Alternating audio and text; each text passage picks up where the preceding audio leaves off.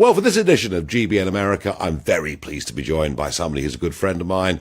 She's a best-selling, New York Times selling author. She's got the Candace Owens Show on the Daily Wire. Yeah, it's the one and only Candace Owens joins me. Candace, welcome to GB in America. What a pleasure. Thank you so much for having me. Not at all. Now, between our two countries over the centuries, we've exported many things to you and you've exported many things to us. Wow! And I always think when it comes to trends and food and all the things we do, America generally does things first and we do things second. But a recent export from the United Kingdom to America is a young couple. Okay. They were part of the royal family. They were their Royal Highnesses. They're now just the Duke and Duchess of Sussex. And we've exported them, Candace, to you. And they're living happily on the west coast of America. And it would seem that after the quite shock cancer diagnosis of the King, that Harry only spent 24 hours in the country, a half-hour meeting. Stop it. With his dad, no reconciliation with his brother, and he's coming back to you in America. Are you pleased to see him return? We are not pleased to see him return. We certainly were not pleased to see him here at all. I was very content with them being put in Canada, but I obviously knew that they would end up in LA because that was Meghan's dream. Her dream was to be an A-lister, and she was unable to make it to those A-list parties. Wait for it. On the basis of her own merit as an actress. You know, she wasn't a very good actress, and so she figured out how to maneuver that by marrying a prince who, the only way to say it is, he's just not as intelligent as her. He's not reading the situation as clearly as other people are reading it, and he has been subjected to her manipulation. And I do also want to say this because it's really important of why their story became so big. And Hey, y'all, come look at this. You know, her using the Black Lives Matter movement, which was very big at that time before people started to understood that really what they were advocating for were Marxist principles. It's why she became the princess of BLM, because, you know, what's one of the biggest principles of Marxism? Stop it. The breakdown of family.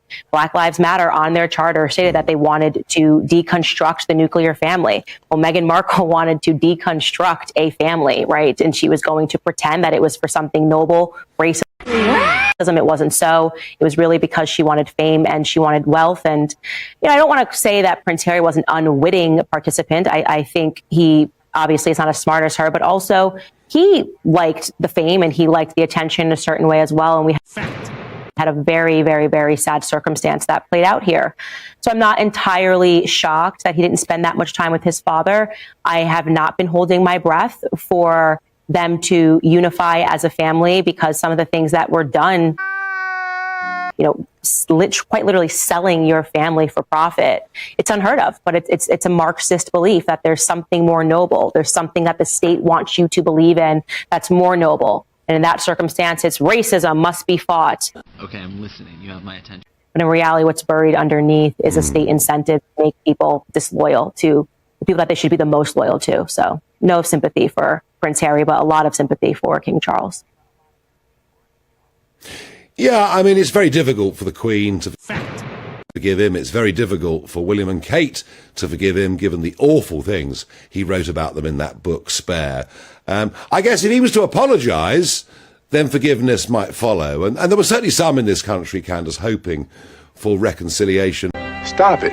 But, you know, your thesis is that basically she's using him.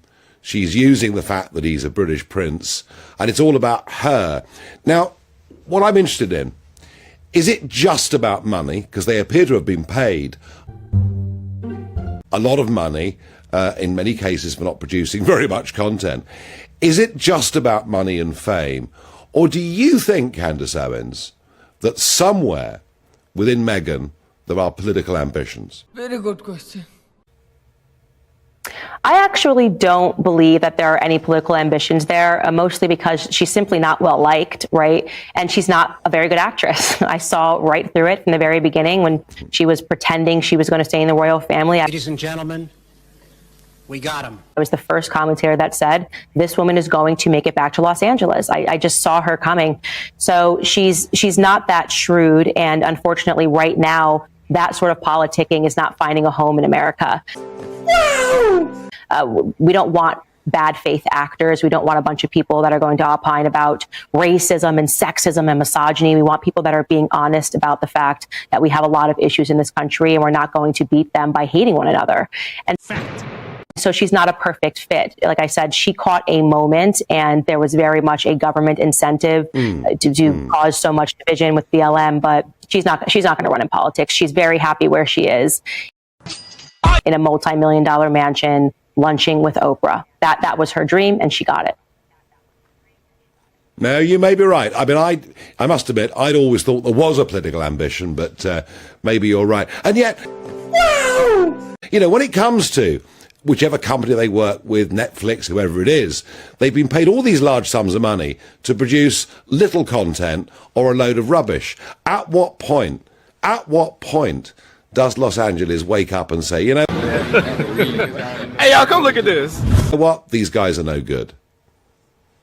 I think that's starting to happen now. I mean, the executive over at Spotify pretty much said that these are a bunch of lazy people with bad ideas that feel entitled to money. It's the ultimate entitlement is what you're taking a look at. And I don't know if any person listening to this program actually took the time to listen to the podcast that she produced on Spotify. I did. It was a source of great humor for me. And I played some of those tidbits on the show. It's weird. It's raspy. It's her talking about her dreams, talking about, you know, the patriarchy and feminism and just all of the buzzwords that get you invited to the right parties in LA. But there's no substance behind it. And as I said, the reason why it failed is because people want authenticity. And unfortunately, they aren't getting that from this couple anymore. You know, so they're just going to keep being shuffled from award show to award show, given awards for basically doing absolutely nothing but acquiescing to a government narrative. It's quite pathetic, and it's sad because Harry was so well liked. You know, he was kind of like the bad boy prince. People liked him because he seemed so authentic, and now he was loved. You know, he really was. Yeah, he was. I loved him. He was the good looking. He was good looking. He was. Oh my God! Was charming. He did his tours in Afghanistan. He was in the front line. He was fun. He had lots of pretty girlfriends. He'd go down to the pub. He'd do things he'd do things, Candace, that most young lads.